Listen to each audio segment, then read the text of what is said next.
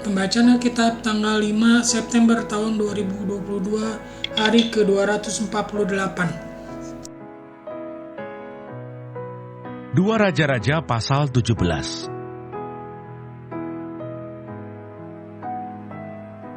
Orang-orang Samaria.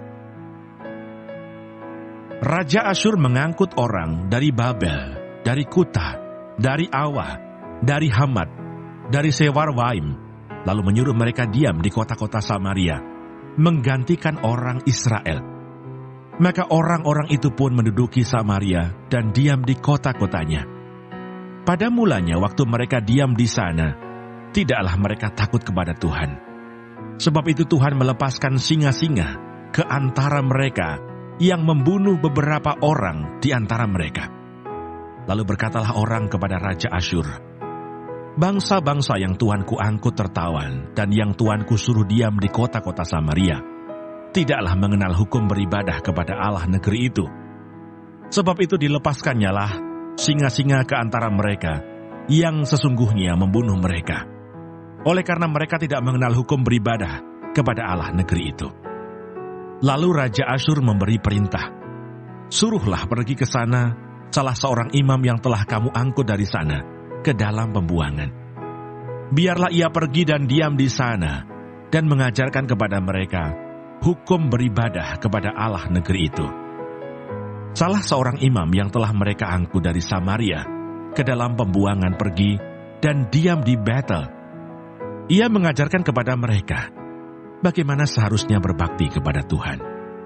Tetapi setiap bangsa itu telah membuat allahnya sendiri dan menempatkannya di kuil di atas bukit-bukit pengorbanan yang dibuat oleh orang-orang Samaria. Setiap bangsa bertindak demikian di kota-kota yang mereka diami. Orang-orang Babel membuat patung Sukot Benot, orang-orang Kuta membuat patung Nergal, orang-orang Hamat membuat patung Asimah, dan orang-orang Awa membuat patung Nibas dan Tartak. Orang-orang Sewarwaim membakar anak-anak mereka sebagai korban bagi Adramelech dan Anamelech, para Allah di Sewarwaim. Di samping itu mereka berbakti kepada Tuhan dan mengangkat dari kalangan mereka imam untuk bukit-bukit pengorbanan. Maka orang-orang inilah yang melakukan ibadah bagi mereka di kuil di atas bukit-bukit pengorbanan itu. Mereka berbakti kepada Tuhan, tetapi dalam pada itu mereka beribadah kepada Allah mereka sesuai dengan adat bangsa-bangsa yang dari antaranya mereka diangkut tertawan. Sampai hari ini, mereka berbuat sesuai dengan adat yang dahulu. Mereka tidak berbakti kepada Tuhan dan tidak berbuat sesuai dengan ketetapan, hukum, undang-undang, dan perintah yang diperintahkan Tuhan kepada anak-anak Yakub yang telah dinamainya Israel. Tuhan telah mengadakan perjanjian dengan mereka dan memberi perintah kepada mereka, "Janganlah berbakti kepada Allah lain, janganlah sujud menyembah kepadanya, janganlah beribadah kepadanya, dan janganlah mempersembahkan korban kepadanya. Tetapi Tuhan yang menuntun kamu dari tanah Mesir dengan kekuatan yang besar dan dengan tangan yang teracung, kepadanyalah kamu harus berbakti, kepadanyalah kamu harus sujud menyembah dan mempersembahkan korban. Tetapi kamu harus berpegang kepada ketetapan-ketetapan, peraturan-peraturan, hukum dan perintah yang telah ditulisnya bagimu, dengan melakukannya senantiasa dengan setia. Dan janganlah kamu berbakti kepada allah-allah lain. Janganlah kamu melupakan perjanjian yang telah kuadakan dengan kamu. Dan janganlah kamu berbakti kepada allah lain, melainkan kepada Tuhan Allahmu. Kamu harus berbakti, maka Ia akan melepaskan kamu dari tangan semua musuhmu." Tetapi mereka tidak mau mendengarkan, melainkan mereka berbuat sesuai dengan adat mereka yang dahulu. Demikianlah bangsa-bangsa ini berbakti kepada Tuhan. Tetapi dalam pada itu, mereka beribadah juga kepada patung-patung mereka, baik anak-anak mereka maupun cucu cicit mereka melakukan seperti yang telah dilakukan nenek moyang mereka sampai hari ini. Mazmur 101. Seorang raja bernazar. Mazmur Daud.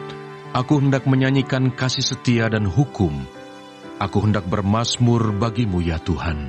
Aku hendak memperhatikan hidup yang tidak bercela. Bilakah Engkau datang kepadaku?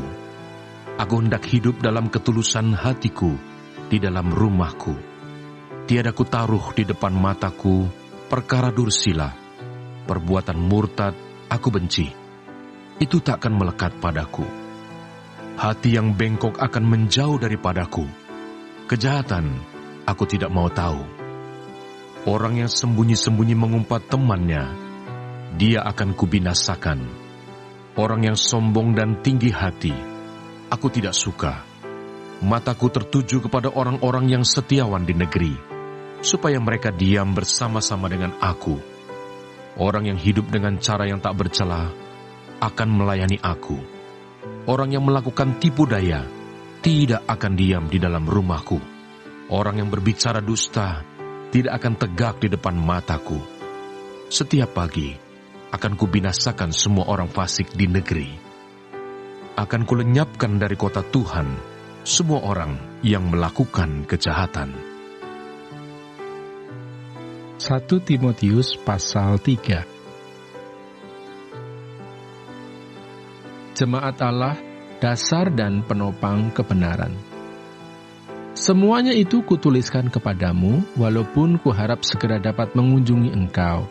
Jadi jika aku terlambat, sudahlah engkau tahu bagaimana orang harus hidup sebagai keluarga Allah, yakni jemaat dari Allah yang hidup, tiang penopang dan dasar kebenaran. Dan sesungguhnya agunglah rahasia ibadah kita.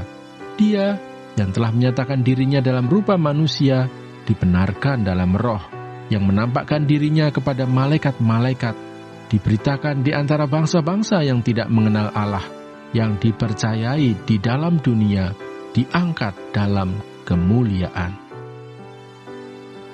1 Timotius pasal 4. Tugas Timotius dalam menghadapi pengajar sesat.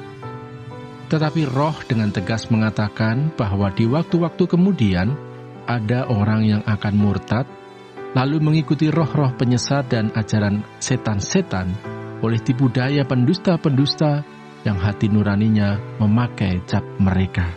Mereka itu melarang orang kawin, melarang orang makan makanan yang diciptakan Allah, supaya dengan pengucapan syukur dimakan oleh orang yang percaya dan yang telah mengenal kebenaran. Karena semua yang diciptakan Allah itu baik dan suatu pun tidak ada yang haram, jika diterima dengan ucapan syukur, sebab semuanya itu dikuduskan oleh firman Allah dan oleh doa. Terima kasih. Tuhan Yesus memberkati. Amin.